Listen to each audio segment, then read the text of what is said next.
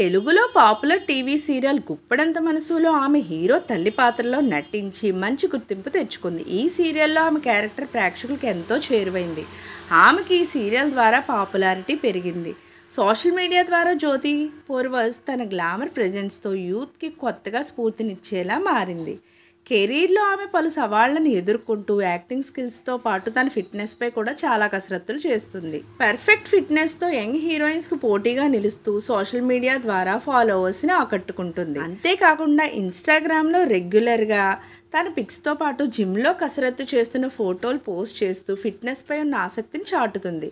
ఇక ఆమె కెరీర్ విషయానికి వస్తే ఎక్కువగా టెలివిజన్ ప్రపంచంలోనే బిజీగా మారుతుంది. గుప్పెడంత మనసు సీరియల్ ద్వారా జ్యోతి కెరీర్ ఒక్కసారిగా యూటర్న్ తీసుకుంది.